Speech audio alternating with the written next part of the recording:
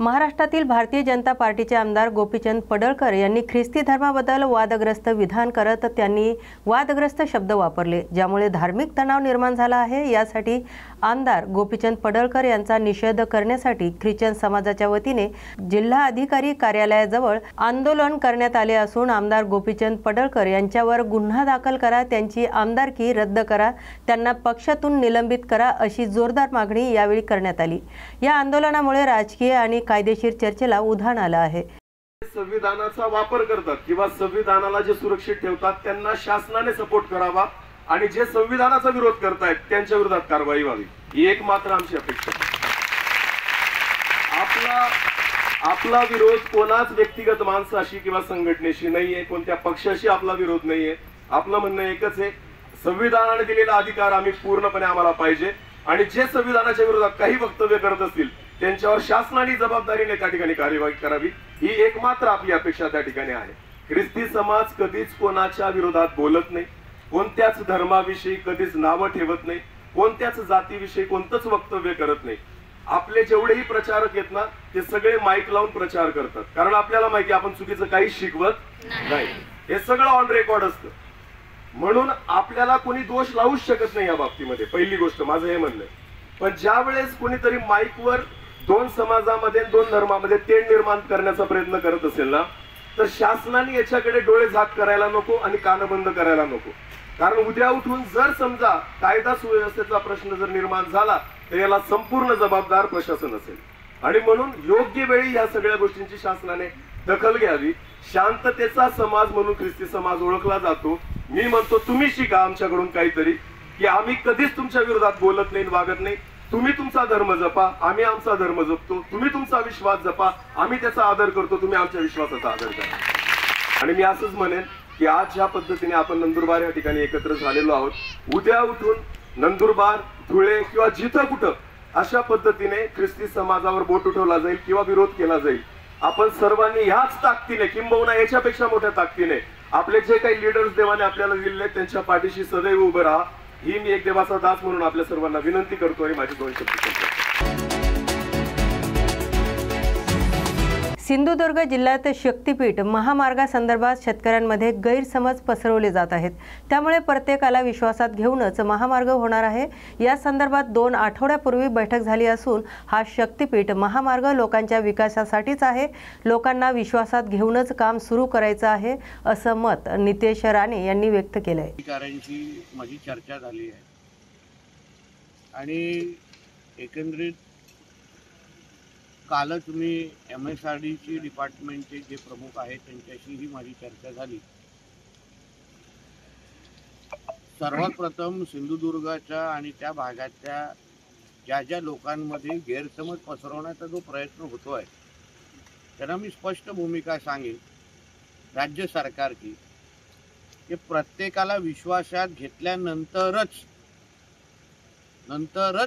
हा महामार्ग होणार आहे। एक दुसरा विषय असा आहे की मी असो, खासदार राणे साहेब आणि जिल्हाधिकारी कार्यालयामध्ये 2 आठवड्या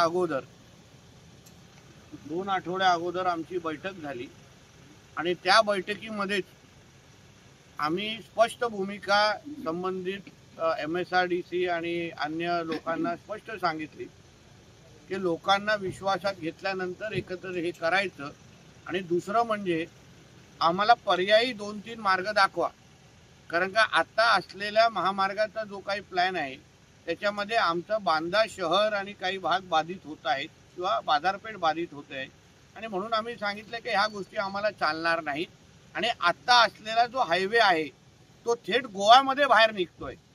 म्हणजे उद्या म्हणजे झाराप ज्याला म्हणतात आणि त्याचं टोक डायरेक्ट गोव्यामध्ये निघतंय। ज्या हायवेचा टोकच अगर गोवा राज्यामध्ये निघत असेल तर त्याला महाराष्ट्राला काय फायदा, सिंधुदुर्गाला काय फायदा। म्हणून आता असलेला जो काही प्लॅन आहे तो 101% आम्ही बदलणारच आहे। त्या संबंधित कॅबिनेटमध्ये पण आमची चर्चा झाली, संबंधित वरिष्ठ अधिकाऱ्यांची पण चर्चा झाली आणि नंतर 2 जे पर्याय आम्ही जे काही पर्याय सुचवलेले आहेत ते त्याच्यामुळे जो पर्याय नवीन येतो तो 0 पॉइंट किंवा माळगाव मळगाव या काही भागांमध्ये तो आता शक्तीपीठ हायवे तिथून बाहेर निघू शकतो आणि तिथून मग कोस्टल रोड असो, रेडी असो आणि अन्य विकासाच्या दृष्टिकोनातून महत्त्वाचे असलेले जे मार्ग आहेत तिथून निघेल आणि अन्य विकासाच्या दृष्टिकोनातून महत्त्वाचे असलेले जे मार्ग आहेत तिथून निघेल। भिवंडी शहरात मोठ्या प्रमाणात घरफोडी गुन्ह्यामध्ये वाढ होत असल्याने पोलीस उपायुक्त शशिकांत बोराडे यांनी विदर्भातील सर्व पोलीस ठाण्यातील अधिकाऱ्यांना सतर्क राहण्याचा आदेश देऊन घरफोडी आणि चोरी करणाऱ्या आरोपीला वेळीच जेरबंद करण्याची सूचना दिल्या आहेत।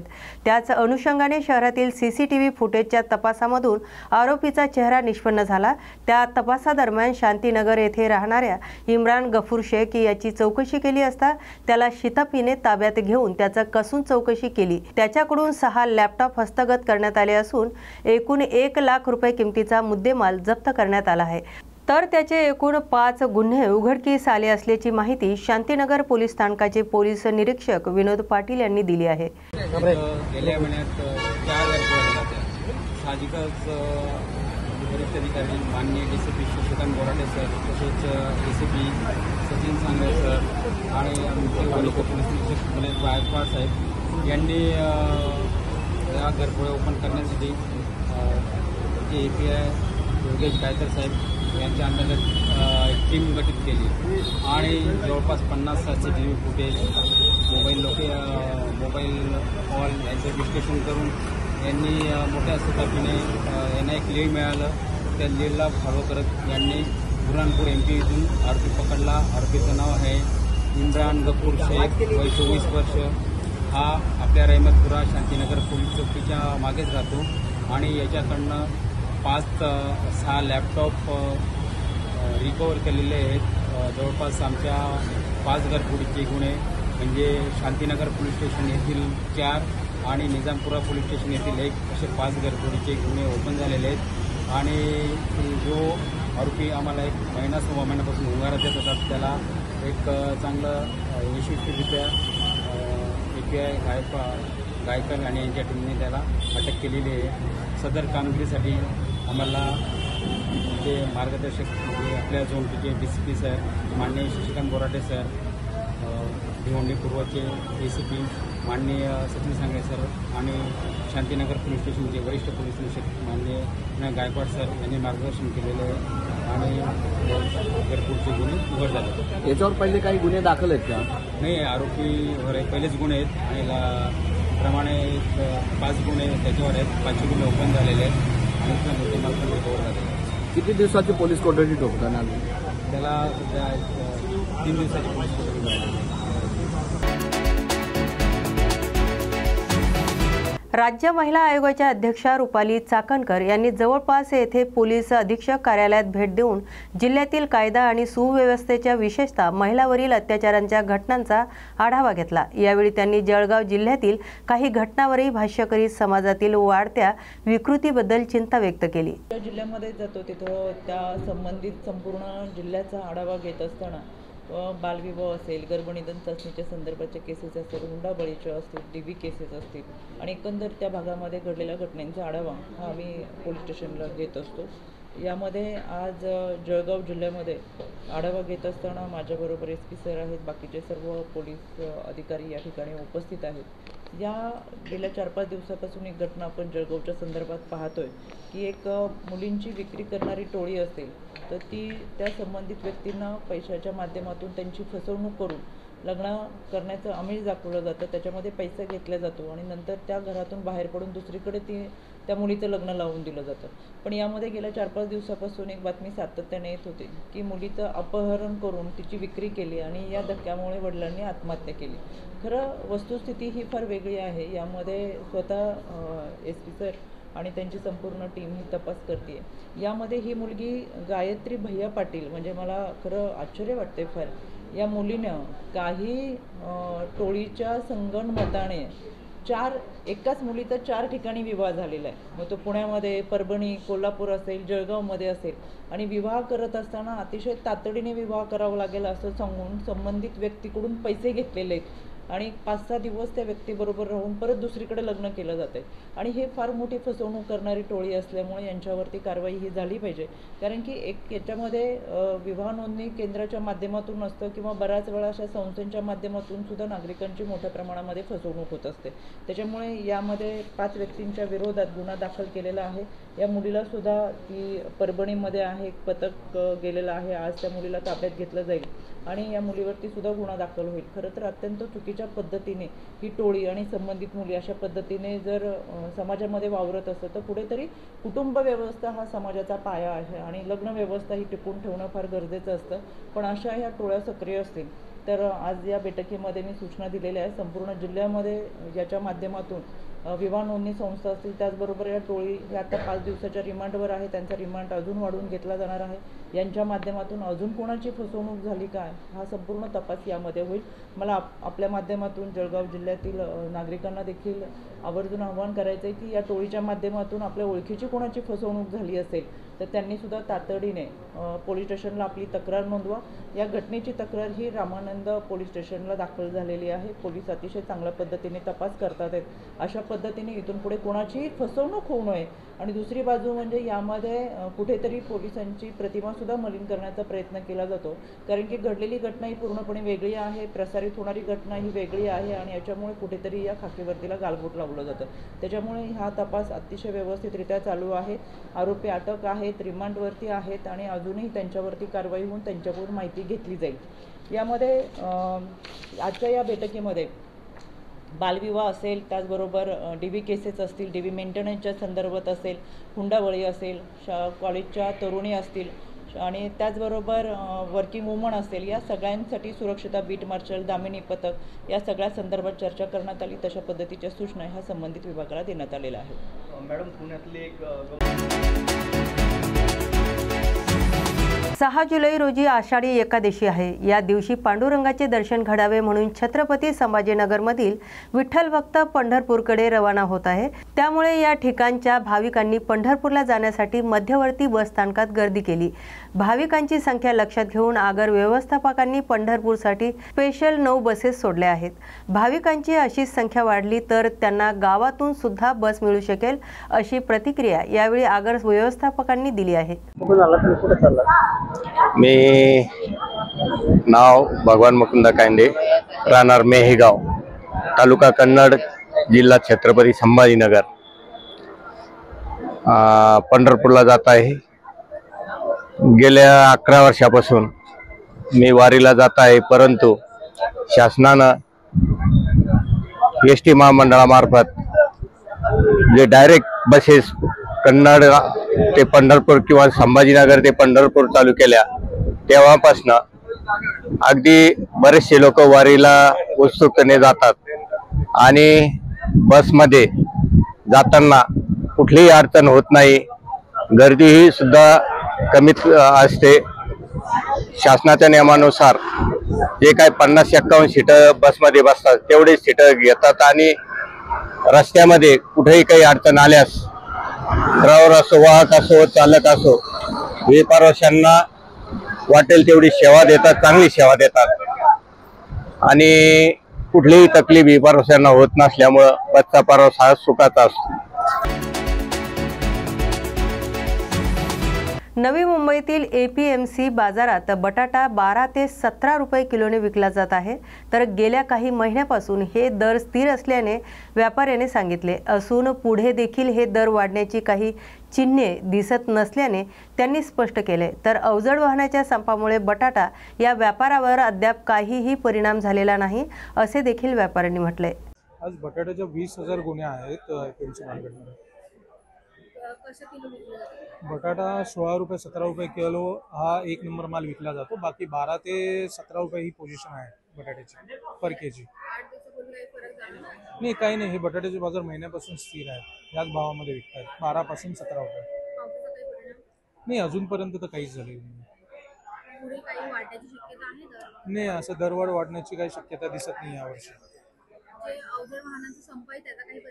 नाही, अवजड वाहनांचा संप चालू झालाय, पण अजूनपर्यंत हे परिणाम इथे काही दिसून येत नाहीये. 2-3 दिवसानंतर दिसला तर समजून येईल. आता हे सध्या तरी काही परिणाम नाही झाला.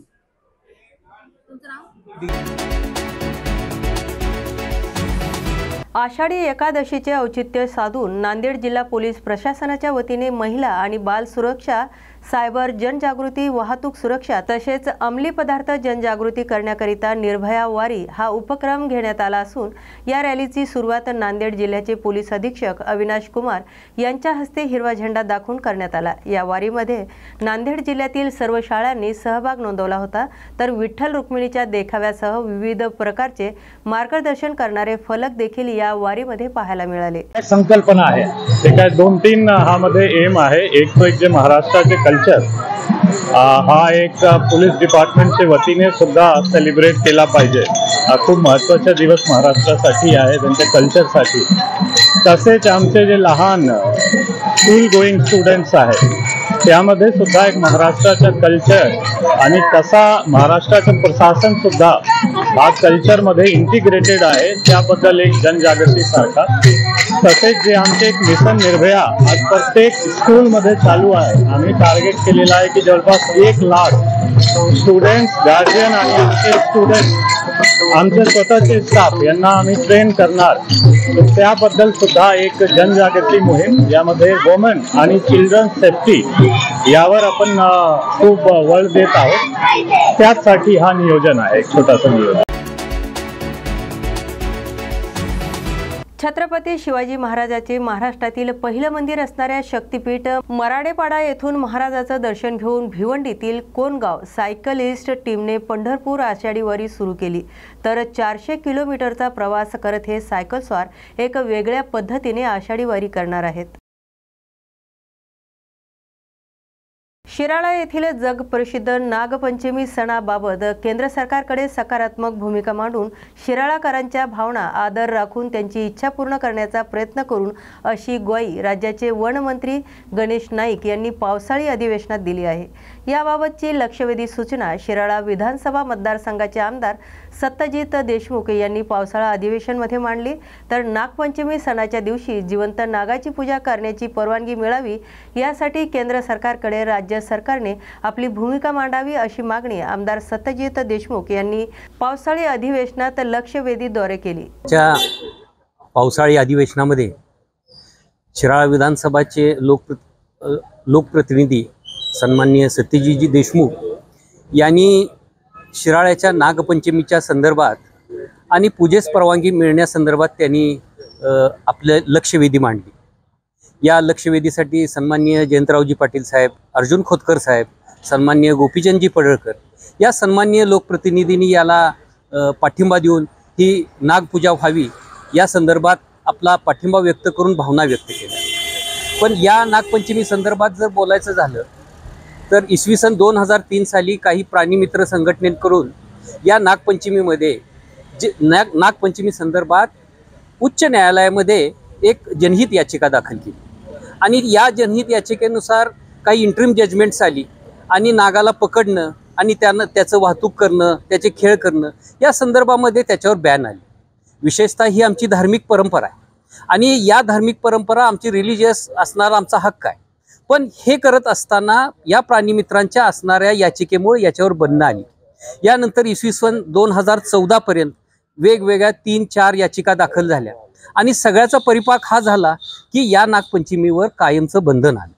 पण 2014 नंतर 2018 साली 17 साली पर्यंत सर्वोच्च न्यायालयामध्ये सुद्धा या संदर्भात केस दाखल झाली होती। एकंदरीत 1972च्या ॲनिमल ॲक्टनुसार याच्यावर बंधनं आली, पण आमचा धार्मिक हक्कही आहे। सन्माननीय लोकप्रतिनिधींनी या संदर्भात प्रश्न मांडलेला आहे। आता हा प्रश्न असणाऱ्या देशाच्या वनमंत्र्यांसमोर या संदर्भातली मीटिंग होणार आहे। ही मीटिंग झाली, देशाचे असणारे सन्माननीय नेते अमित भाई शाह हे या मीटिंगला उपस्थित राहणार आहे। पण या सगळ्या असणाऱ्या मीटिंगचा परिपाक होऊन ही जी नागपंचमी परवानगी मिळाली आणि विशेष आम्हाला नागपंचमी संदर्भात आमचा नेहमीप्रमाणे पूर्वरत जर झाली तर निश्चित या सगळ्या असणाऱ्या लोकप्रतिनिधींचे आम्ही अभिनंदन करू, स्वागत करू आणि शिराळकरांच्या वतीनं त्यांचा जाहीर सत्कार करू।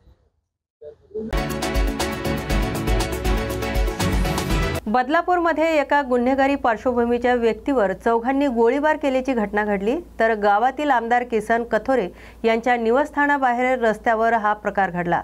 अल्ताफ शेख असे या गोळीबारात जखमी झालेल्या व्यक्तीचं नाव असून तो गुन्हेगारी प्रवृत्तीचा असल्याची माहिती पोलिसांनी दिली। दुपारी 3:30 वाजताच्या सुमारास अल्ताफ हा बदलापूर गावाकडून बोराड पाड्याकडे जाणाऱ्या रस्त्यावरून जात असताना तेथे असलेल्या 4 इसमांनी त्याच्यावर गोळीबार केला। या गोळीबारात अल्ताफ हा जखमी झाल्याने त्याला एका खासगी रुग्णालयात उपचारासाठी दाखल करण्यात आले। या घटनेनंतर पोलीस तपासाचे चक्र वेगाने फिरत एक संशयित व्यक्तीला ताब्यात घेतले असून त्याच्या उर्वरित साथीदारांचा शोध सुरू असल्याची माहिती पोलिसांनी दिली आहे। नमस्कार, बदलापूर वेस्ट पोलीस स्टेशन अंतर्गतची ही घटना आहे। यातील जो फिर्यादी जखमी आहे तो बाजारात भाजी घ्यायला जात असताना त्याच्यावरती 3 लोकांनी मागून येऊन फायर केल्याची घटना आहे।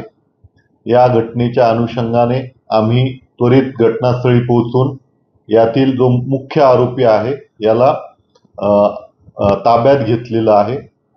त्यामध्ये नक्की काय याच्या मागचा मोटिव्ह आहे, उद्देश काय आहे या संदर्भाने आमची तपास पथकं जी आहे ती कार्यरत आहे। फिर्यादी जखमीच्या फिर्यादीवरून आम्ही गुन्हा दाखल करत आहोत। या तपासामध्ये उल्हासनगर झोन मधली तपास पथके शिवाय गुन्हे शाखेचं तपास पथक कार्यरत आहे। लवकरच या घटनेच्या अनुषंगाने पुढील आम्ही सविस्तर खुलासा करू।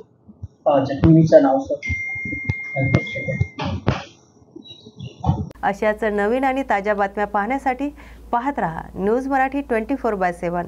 नवा भारत, नवा विचार।